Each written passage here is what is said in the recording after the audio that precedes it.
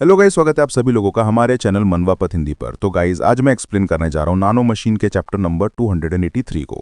Story उसी scene से शुरू होती है जहां पर ऑर्थोडॉक्स मार्शल अलायंस का एक शख्स बता रहा होता है 6 मार्शल आर्ट सेक्ट के लोगों के बारे में कि ये इन्फॉर्मेशन एक जगह से नहीं बल्कि बहुत सारी इन्फॉर्मेशन को मिलाकर इकट्ठा की गई है। मुझे ये एहसास हुआ कि वे लोग सिर्फ सेंट्रल प्लेन्स के पीछे ही नहीं है। Plague god 6 of martial art sect, वे लोग एंशिएंट क्रीचर्स को अपना निशाना बना रहे हैं, पहले नॉर्दर्न सी और अब नेपसाल। इसके बाद सभी लोग इसे सुनने के बाद कहने लगते हैं, उसने कहा एंशिएंट क्रीचर्स, जिस तरह से इंपीरियल पैलेस के अंदर रखा हुआ फायर किलीन का ब्लड और कोर जो कि मिंग एम्पायर के अंदर था, उसी तरह से वे लोग भी दूसरे क्रीचर्स के पीछे पड़े हुए हैं। साथ ही उस शख्स ने अपने पास एक बुक को बाहर निकालना शुरू किया। उसने इसे टेबल पर सबके सामने रख दिया और कोई इसे देखकर कहने लगता है, सियान बैक के ट्रू स्क्रिप्चर्स। एक शख्स कहने लगता है, कमांडर, लेकिन आखिर ये बुक क्यों? कमांडर यूज पे कहने लगता है, एक्सट्रीम 6 मार्शल क्लैन वे एंशिएंट क्रीचर्स के पीछे हैं, और अगर प्रॉपरली इसके बारे में कहूं तो वे लोग सिर्फ एंशिएंट क्रीचर्स के कोर के पीछे हैं। इसे सुनने के बाद एक शख्स कहने लगता है, तो क्या तुम ये कहना चाहते हो कि वे लोग अपनी इंटरनल एनर्जी में एकदम से बढ़ावा करना चाहते हैं? कमांडर यूस्पेयर कहने लगता है, नहीं, अगर ईमानदारी से कहूं तो मैंने इसके बारे में सिर्फ इतना सोचा था कि ये सब चीजें सिर्फ कहानियों में लेजेंड्स हैं, लेकिन इस बात को देखने के बाद कि वे लोग स्पिरिट्स के पीछे हैं। बेगर्स एक्ट टेल्डर इसे सुनते ही कहने लगता है, क्या तुम कहना चाहते हो कि इसमें कोई दिक्कत है?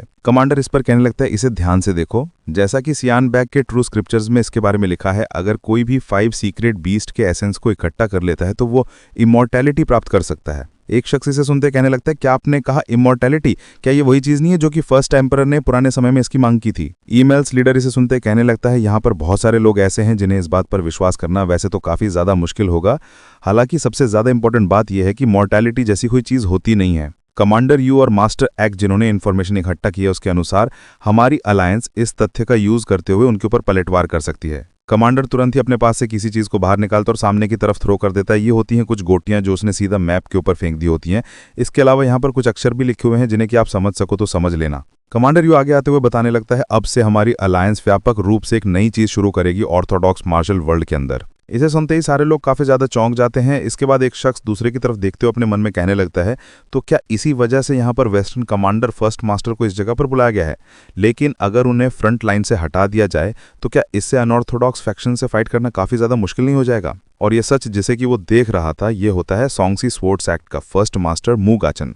कमांडर यू आगे बताने लगता है, प्रेजेंट में चल रही इंटरनल कॉन्फ्लिक्ट के कारण अनऑर्थोडॉक्स एक्सपेंशंस में पहले से ही केओस हैं। ये हमारा कैंपेन सिर्फ इसी समय पर चलाया जा सकता है। एक शख्स आगे आते हुए बताने लगता है, यहाँ पर सिर्फ ये अकेला ही नहीं है, ड्रैगन टॉर्टॉइज का असली एसेंस कोर वो पहले ही डेमन गॉड के हाथ में लग चुका है। जैसे सारे लोग इस बात को सुनते हैं वो काफी ज्यादा चौंक जाते हैं और कहने लगते हैं, कैसे, आखिर ऐसा कैसे हो सकता है? कमांडर यू आगे सभी को बताने लगता है, मैंने जिस कैंपेन की बात की है वो डेमन गॉड को रोकने के लिए है।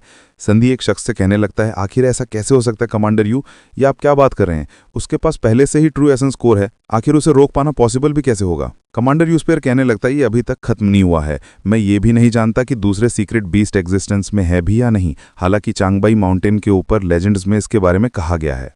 इसे सुनते एक शख्स कहने लगता है, तो क्या तुम ये कहना चाहते हो कि चांगबाई माउंटेन के ऊपर कोई सीक्रेट बीस्ट है? इस पर कमांडर यू हाँ में जवाब देता और बताने लगता है, विंड वाइट टाइगर, सियान बैग के ट्रू स्क्रिप्चर्स के हिसाब से एक होली बीस्ट मौजूद है जिसे कि विंड वाइट टाइगर कहते हैं। 5 स्पिरिट्स में से एक जो कि चांगबाई माउंटेन के ऊपर है। शाओलिन का लीडर इसे सुनते ही कहने लगता है, अगर वो एक सीक्रेट बीस्ट है तो उसके अंदर जरूर एक एसेंस कोर होना चाहिए।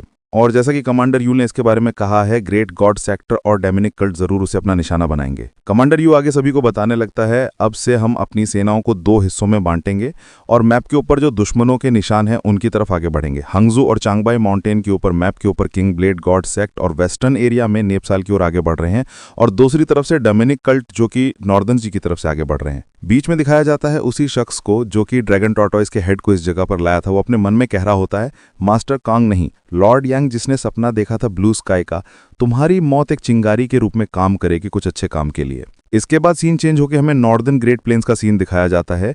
यहाँ पर दिखाया जाता है बनवांग को, जो कि सामने की तरफ देखकर काफी ज्यादा चौंक जाता है क्योंकि उसके सामने एक टेंट था। उसे देखकर वो कहने लगता है, क्या सचमुच ये मेरा है? बनवांग की आंखें चमक रही होती हैं और वो कहने लगता है, क्या मैं सचमुच इसका यूज कर सकता हूँ डानजुन? इस पर डानजुन कहने लगता है, क्या तुम मुझे इतनी देर से परेशान नहीं कर रहे थे सिर्फ इसे बनाने के लिए? बनवांग तुरंत अंदर भाग जाता और कहने लगता है, मैं इस अंदर से देख के आता हूँ। डांजुन बनवांग को देखकर अपने मन में कहने लगता है वो अनरिस्ट्रिक्टेड रियल में पहुंच गया है। उसकी तुलना एक सेक्ट मास्टर से की जा सकती है, लेकिन फिर भी जैसे कि वो कोई नौसिखिया हो जिसे कुछ भी नहीं आता। इसके बाद डांजुन पीछे एक शख्स की तरफ देखते हुए कहने लगता है क्या तुम्हें भी इसकी जरूरत है।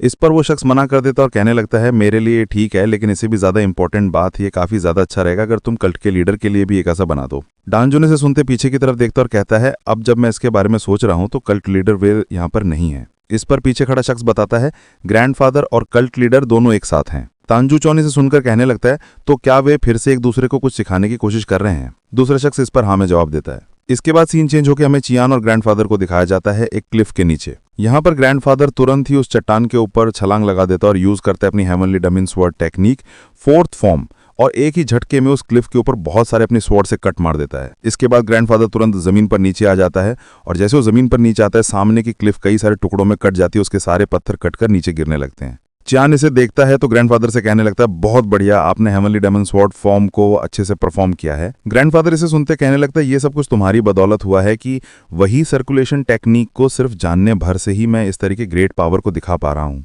और साथ ही ग्रैंडफादर अपने मन में कहने लगता है वही कल्टीवेशन टेक्निक जिसे कि मैंने खुद से डेवलप किया था वो इसके सामने बिल्कुल तुच्छ के समान दिखाई देती है। क्या ये सच है कि हेवनली डेमन पैट्रियार्क वो एक जीनियस था जिसने इसे बनाया था। रिवर्स मार्शल क्लासिक की वजह से हेवनली डेमन स्वॉर्ड टेक्निक से इंटरनल पावर को कल्टीवेट करना जरूरी है, लेकिन मैं अपनी इंटरनल पावर को तुरंत कन्वर्ट नहीं कर सकता, यह शर्म की बात है। चियोंग ग्रैंडफादर से कहने लगता है कि आप फिफ्थ फॉर्म को भी अभी देखना चाहेंगे। इस पर ग्रैंडफादर मना कर देता और कहने लगता है पूरी तरह से परफेक्ट समझने के बाद भी फिफ्थ टेक्निक मेरे लिए उसे समझ पाना वैसे सच में काफी ज्यादा मुश्किल होगा। अभी सारी स्वॉर्ड टेक्निक्स को एक साथ मैनेज करना एक यूनिफाइड फॉर्म में ये इतना ज्यादा ईजी भी नहीं होगा। चियोंग के पास पहुंचता और कहने लगता है मैं तुम्हारा आभारी हूं, लेकिन मुझे दुख भी है। चियोंग इस पर मना कर देता और कहने लगता है सुप्रीम ग्रैंड मास्टर आपके लिए हेवनली डीमन स्वॉर्ड टेक्निक सीखना वो काफी ज्यादा अनिवार्य है। ग्रैंडफादर इसे सुनकर वहां से जाने लगता है और जाते हुए कहता है लेकिन फिर भी ये बूढ़ा आदमी हमारे सेक्ट की सबसे ज्यादा बड़ी मार्शल आर्ट को सीख रहा है। चियोंग इसे सुनते ही ग्रैंडफादर से मना कर देता और कहने लगता है ये सबसे ज्यादा सुप्रीम मार्शल आर्ट टेक्निक नहीं हमारे कल्ट की। इसे सुनने के बाद ग्रैंडफादर भी अपनी जगह पर रुक जाता है। चियोंग अपने मन में कहने लगता है मैं ग्रैंडफादर से बिल्कुल भी सच्चाई नहीं छुपा सकता, उन्होंने इतने साल तक हमारे सेक्ट के लिए अपना बलिदान दिया है।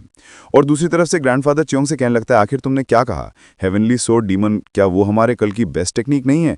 चियोंग इस पर कहने लगता है ब्रोकन सोर्ड वैली की क्लिफ के ऊपर हेवनली डीमन पैट्रियार्क ने एक अनफिनिश्ड सोर्ड मैनुअल को छोड़ दिया था। अनफिनिश्ड सोर्ड मैनुअल का नाम सुनते ही ग्रैंडफादर को कुछ भी समझ में नहीं आता। चियोंग इस पर कहने लगता है बताने से अच्छा बेहतर होगा कि मैं आपको इसे दिखा दूं। इतना कहते ही चियोंग ने अपनी हेवनली डीमन सोर्ड को बाहर निकाली और आसमान में उड़ जाता है। चियोंग ने अपनी सोर्ड को सामने की तरफ घुमाना शुरू कर दिया था, जिसे देखकर ग्रैंडफादर काफी ज्यादा चौंक जाता है और अपने मन में कहने लगता है सोर्ड के रास्ते उन दिशाओं से होकर गुजरते हैं जो मानव शरीर के लिए पूरी तरह से असंभव हैं। आखिर ऐसी सोर्ड मैनुअल कैसे एग्जिस्टेंस में आ सकती है। इसे देखकर ऐसा लग रहा है जैसे कि हेवनली डीमन सोर्ड टेक्निक और एक्सट्रीम डिवाइन मार्शल आर्ट ये इन दोनों का मिश्रण है। इसके बाद चियोंग की सोर्ड से मुंह पर होता है एक तेज धमाका। ग्रैंडफादर इसे देखकर चौंक जाता और हकलाते हुए कहने लगता आखिर ये क्या सचमुच ये वही है जिसे कि हमारे फाउंडर ने क्रिएट किया था, क्या ये वही है इनकम्प्लीट सोर्ड मैनुअल। और चियोंग ने जिस जगह पर अटैक किया था वहां से पूरी क्लिफ ही गायब हो जाती है। चियोंग ग्रैंडफादर के पास आते हुए कहने लगता है अगर मैं सच इसके बारे में आपको बताऊं तो हमारे फाउंडर पैट्रियार्क हेवनली डीमन ने भी इसे पूरा करने की कोशिश को छोड़ दिया था। और कहानी सुनाने वाला बताता है फ्यूचर में भी चियोंग यान उन डीमन गॉड के अलावा कोई भी इस टेक्निक के अंदर पूरी तरह से महारत हासिल नहीं कर पाएगा।